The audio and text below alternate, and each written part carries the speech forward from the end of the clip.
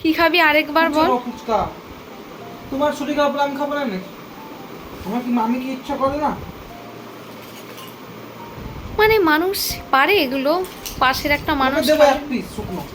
সত্যি কথা আমি আজকে বলেই দেব, বলে দেব হ্যাঁ আজকে সত্যি কথাটা। আমি দাঁড়া ফ্যানটা অফ করে নিই, দিয়ে দিয়েছি।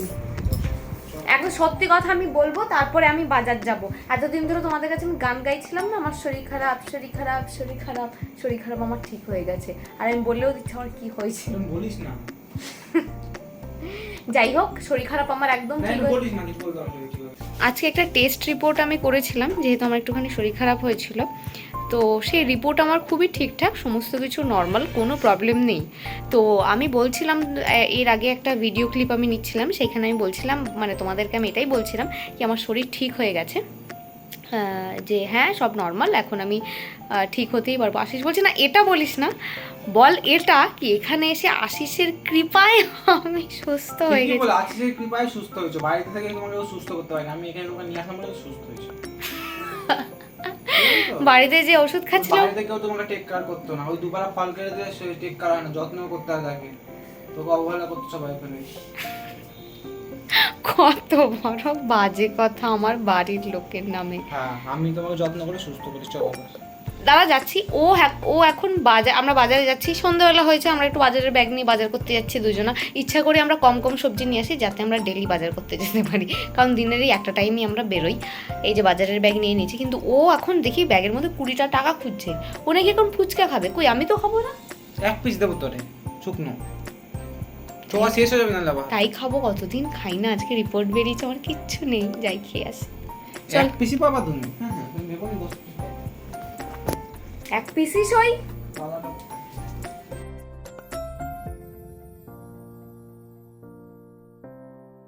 যেহেতু সামনেই হাই রোড, প্রচণ্ড ব্যস্ত একটা রাস্তা, দাঁড়াবাগে সাবধানে পার হয়ে নিই। 3টে বড় বড় রাস্তা একবারে পার করতে হয়, তো এই জন্য একটুখানি সময় লেগে যায়, দাঁড়িয়ে থেকে থেকে রাস্তা পার হতে হয়। রাস্তা পার হলেই আমাদের বাজার। চলো প্রথমে একটুখানি সন্ধ্যাবেলা ফুচকা খেয়ে নেওয়া যাক। আমি খাবো না, আশিস খাবে একটুখানি ফুচকা। অনেক দিন পর আসলাম এই দোকানটাতে। এখানকার ফুচকা যে আমাদের খুব একটা ভালো লাগে না, এর আগে তোমাদের বলেছিলাম। তবে পার্টিকুলারলি এই কাকু আমাদের কলকাতা স্টাইলের ফুচকা বানায়। মেনলি এনারা ফুচকার মধ্যে পুর হিসেবে শুধু মটর দেয়, কিন্তু এই কাকু ফুচকার পুরে কিন্তু আমাদের ওয়েস্ট বেঙ্গলের মতো আলুর পুরি দেয়। এই বাজারে যে কজন ফুচকা নিয়ে বসেন, তাদের মধ্যে সবচেয়ে ভালো ফুচকা এই কাকু বানান। বাজার যখন স্টার্ট হয় সেই বিকেল 4টের দিকে, ঠিক সেই সময় থেকে উনি ফুচকা নিয়ে বসেন। এই সময় তো অলমোস্ট শেষই হয়ে যায়, তা দেখি আজকে আবার রয়েছে। দাঁড়াও আশিস একটু খেয়ে নিক, তারপরেই ও বলবে ফুচকার টেস্ট আগের মতো আছে কিনা। আমি খাই না বলে ও আর একা একা খায় না। তবে ফুচকার দোকানের সামনে দাঁড়িয়ে নিজেকে কন্ট্রোল করা কিন্তু প্রচণ্ড চাপের একটা ব্যাপার। চারদিকে সবাই ফুচকা খাচ্ছে জল দিয়ে, আর আমি চুপচাপ দাঁড়িয়ে রয়েছি। তবে আশিস আমাকে জল ছাড়া একটা ফুচকা দিয়েছে, বলে জল ছাড়া একটা খা, কোনো অসুবিধা হবে না। এতদিন পর একটা ফুচকা মুখে দিয়ে এত ভালো লাগলো, যতই জল ছাড়া হোক মুখের টেস্টটাই যেন চেঞ্জ হয়ে গেল। টুকটাক একটুখানি বাজারও করার ছিল, সেগুলোই করে নিলাম। খাওয়া দাওয়া তো আমার পুরোপুরি কমপ্লিট হয়ে গেছে, রাতে ডিনারটা আমি করে নিয়েছি। এখন বানাবো আশিসের জন্য একটুখানি পায়েস। এর আগেও একদিন বানিয়ে দিয়েছিলাম, বেশ কিছুদিন ধরে খালি পায়েস পায়েস করছে। 2 দিন আগে একটুখানি বানিয়েছিলাম, তাও 2 দিন ধরে খেয়েছে ফ্রিজে রেখে রেখে। আর আজকে যে দুধটা দিয়েছে সেটা দিয়ে ওর জন্য এখন বানাবো পায়েস। খাওয়ার ঝামেলাটা আগে মিটিয়ে নিয়েছি, এখন ওর জন্য পায়েস বানিয়ে তাদের করে ফ্রিজে রেখে দেবো, ওই এসে একদম ঠান্ডা ঠান্ডা পায়েস খেতে পারবে। সময় মতো যেহেতু সব কিছু এখন করতে হচ্ছে, তাই ভাবলাম আগে ডিনারটা করে নিই, তারপর আশিসের জন্য বসাবো একটুখানি পায়েস। ওর আস্তে আস্তে একটু লেট হবে, ততক্ষণে আমার পায়েস একদম রেডি হয়ে যাবে। যে জেঠু আমাদের প্রতিদিন দুধ দিয়ে যান, সেই দুধটা মোটামুটি গাঢ়ই আছে, পায়েস বানালে খুব একটা খারাপ লাগবে না। তবে মাদার ডেয়ারি দুধের পায়েস করলে আরও বেশি টেস্টি হতো। বিকেলবেলা যখন দুধটা দিয়ে গেছিলো, আমি অলরেডি একবার ফুটিয়েই রেখেছিলাম। এখন দুধটা আরেকবার যেই ফুটে উঠেছে, গোবিন্দভোগ চাল অল্প করে মাপ মতো দিয়ে দিয়েছি। এখন ব্যাস ভালো করে নাড়ার পালা। দুধ অনেকটাই কমে এসেছে, আর চালটাও খুব ভালোভাবে সেদ্ধ হয়ে গেছে। 4 চামচ মতো চিনি দিয়ে দিয়েছিলাম, তখন আর ক্যামেরাটা অন করা হয়নি। আর ওপর থেকে একটুখানি কিশমিশ দিয়ে নিলাম। ব্যাস, আর পায়েসের পাশ থেকে নড়া যাবে না। ভালো করে একটু নাড়াচাড়া করে নিই, আর 2 থেকে 3 মিনিট মতো লাগবে। পায়েসে এই ছোটো ছোটো ফুট ওঠা স্টার্ট হয়ে গেছে, তার মানে পায়েস একদম রেডি।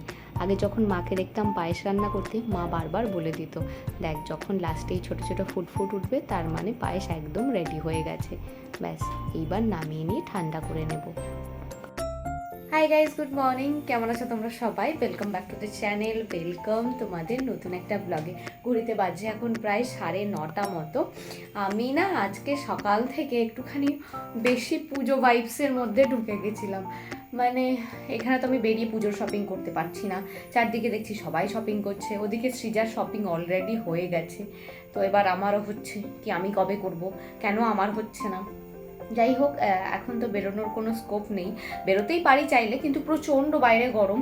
সকাল থেকে আমি এখনও দরজাটা খুলিনি, মানে এখানে এত তীব্র গরম পড়ছে, বৃষ্টির কোনো দেখা নেই। যাই হোক, সেই সমস্তকে একটু দূরেই রাখা যাক। গরম তো পড়বে, তাই বলে পুজোর শপিং হবে না? পুজোর শপিং তো করতেই হবে। অনলাইন শপিং করছিলাম, যে যতদিন না যেতে পারছি টুকটাক অনলাইনে তো অর্ডার করি, তারপর যখন যাব তখন স্টোর থেকে তো নিতেই হবে। পুজোতে যত যাই বলো, একটু মানে ঘুরে ঘুরে শপিং না করলে কিন্তু পুজোর শপিং বলে মনে হয় না। যাই হোক, সকালবেলা অনেকটা টাইম ওয়েস্ট করে ফেলেছি আমি ওই শপিং অ্যাপগুলোতে স্ক্রল করে করে। দু একটা জিনিস অর্ডারও দিয়েছি, আর মেন যেটা অর্ডার দিয়েছি, সকাল সকাল অনেকগুলো টাকার চুনা লেগে গেছে, যেটা হচ্ছে একটা ট্রাইপড। ভালো দেখে একটা ট্রাইপড এবার অর্ডার দিয়েছি, কারণ এর আগের ট্রাইপডটা মানে খুবই হ্যান্ডি, খুবই ভালো, ইউজফুল, মানে ইউজফুল না, কী বলে ওটাকে, খুব ইজি টু ইউজ। কিন্তু ওই একই সমস্যা, হয়তো আমি বিছানার উপর রেখে কোনো একটা ক্লিপ নিতে গেলাম বা কোনো গদি টাইপের কোনো জিনিসের ওপর ওটা ভালোভাবে স্ট্যান্ড হয় না, ধপাস করে পড়ে যায়। ওইভাবে পড়েই তো ভেঙে গেল। যাই হোক, আশিস তো একটুখানি মাথাটা ভালো করতে গিয়ে একটু বিগড়ে দিয়েছিল, তারপর আবার নিজেই ঠিক করে দিয়েছি, কিন্তু ওটা দিয়ে ঠিকঠাক করে চলবে না। তাই এবার একটা, যখন আমি ভাবলাম যখন অর্ডারই দিচ্ছি ভালো দেখে একটা দিয়ে দিই, একটা ট্রাইপড অর্ডার দিয়ে দিলাম। আর জামা কাপড় কয়েকটা উইশ লিস্ট করেছি, দেখা যাক।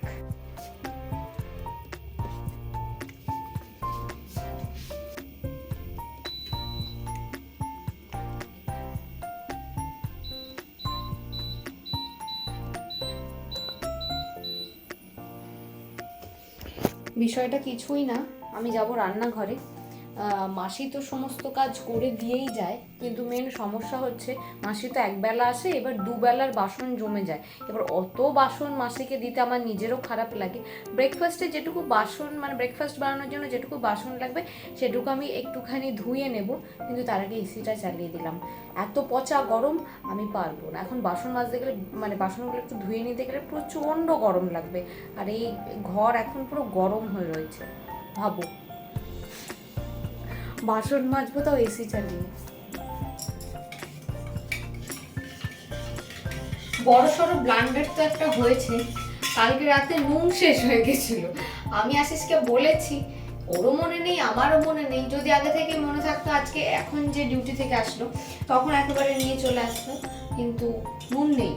আর আজকে ব্রেকফাস্টে বানাবো অনেক দিন পর। এখানে আলুটাকে আমি ছোট ছোট না, আলু ভাজার মতো করে কেটে নিয়েছি ঝিরি করে। আজকে ব্রেকফাস্ট হবে আলু ভাজা আর মুড়ি। ছোটবেলায় যেরকম খেতাম, আমি বড় হয়েও খাই, ভালো লাগে আমার। আমরা দুজনেই এই আলু ভাজা মুড়ি খেতে প্রচন্ড ভালোবাসি। আচ্ছা, মঙ্গলবার, তার মধ্যে পেঁয়াজ দেওয়া যাচ্ছে না, না হলে আলু পেঁয়াজ একসাথে ভেজে তার সাথে একটুখানি কাঁচা লঙ্কা ভেজে খেলেও কিন্তু দারুণ টেস্ট লাগে। যাই হোক, কিন্তু আমি এখন অপেক্ষা করছি আশিসের জন্য। ও নুন না নিয়ে আসলে আমি আলু ভাজতে পারছি না। একবার বেশ করে বিট নুন দিয়ে দিলাম হলুদের সাথে, কিন্তু কিরকম লাগবে আবার খেয়ে যদি পেট খারাপ হয়, সেই জন্য আবার ধুয়ে ফেলে দিয়েছি।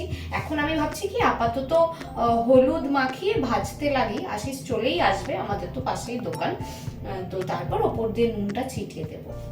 সকাল থেকে এমন পুজো নিয়ে আমি হঠাৎ করেই মেতে উঠেছি যে চারদিকে পুরো ব্লান্ডার হয়ে যাচ্ছে। যাই হোক, পুজো নিয়ে তো নাচানাচি করলে হবে না, সাথে রান্না খাওয়াও করতে হবে। আলু ভাজাটা আমি বসিয়ে দিই, ততক্ষণে আশা করছি আশিস চলে আসবে। আর অল্প তেলে আলুটা যেহেতু ভাজছি, একটু টাইমও লাগবে। চলে এসেছে আশিস বাজার থেকে, এই ডিউটি থেকে আসলো, তারপরে আবার কটা দরকারি জিনিসপত্র আনার ছিল, তাই রোদের মধ্যে আবার দৌড়েছে। তার জন্যই একটু হয়তো মাথাটা গরম হয়ে গেছে, আমাকে এসে বকাবকি স্টার্ট করেছে। তবে গোটাটাই একটা ইয়ার্কি আড্ডা, তেমন কিছু কিন্তু সিরিয়াস নয়। এরকম আমাদের সবসময় চলতেই থাকে। তবে শুধু নুন নয়, তার সাথে আরও কয়েকটা জিনিস ফুরিয়ে গেছিলো। একবারই মুদিখানার দোকানে গেছিলোই যতক্ষণ, সমস্ত নিয়ে চলে এসেছে। হাতের কাছে তো ছোট ছোট 3টে কন্টেনারের মধ্যে একটাতে হচ্ছে হলুদ, একটাতে লঙ্কার গুঁড়ো, আরেকটাতে আমি নুন রেখে দিই। আর নুনের এই বড় প্যাকেটটা কেটে এই বড় কৌটোটার মধ্যে আমি রেখে দিই। এইখান থেকে ঢেলে ঢেলে ওই ছোটোটার মধ্যে নিয়ে ইউজ করি। তাহলে দেখেছি না, খুব সুবিধা হয় রান্নার সময়। গোটা নুনের প্যাকেটটা ধরলো না ওটাতে, বাকিটুকু আমার যে ছোটো কন্টেনারটা আছে, যেটা থেকে সবসময় নিয়ে আমি রান্না টান্না করি, সেইটার মধ্যে রেখে দিলাম। দাঁড়াও, ধরছি যতক্ষণ, একবারে চিনিটাকেও রেখে দিই। রান্না করতে করতে এই টুকটাক কাজগুলো আমি করে নিলাম। পরের জন্য রাখলে না এগুলো কিছুতেই হয় না। এদিকে আলু ভাজা আমার এখানে একদম কমপ্লিট হয়ে গেছে। মুড়ির মধ্যে আলুগুলো দিয়ে দিয়েছি, উপর দিয়ে অল্প করে তেল দিয়ে দিচ্ছি। আলু ভাজাতে তো তেল অনেকটাই কম দিয়েছিলাম, আর অল্প করে দিয়ে দিচ্ছি একটুখানি বিট নুন। এবার ভালো করে মেখে নিই, তারপর আশিসকে দিয়ে দিই। অলরেডি এই বাজার যাওয়ার চক্করে অনেকটা লেট হয়ে গেছে।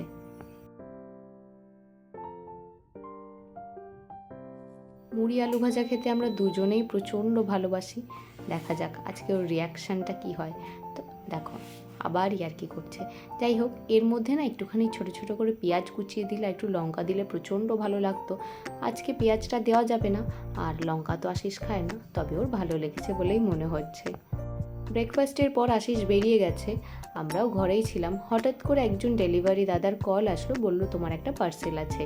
তাই মাসি ঘরেই কাজ করছিল, আমার আগে মাসি দৌড় মেরেছে কী পার্সেল আছে দেখার জন্য।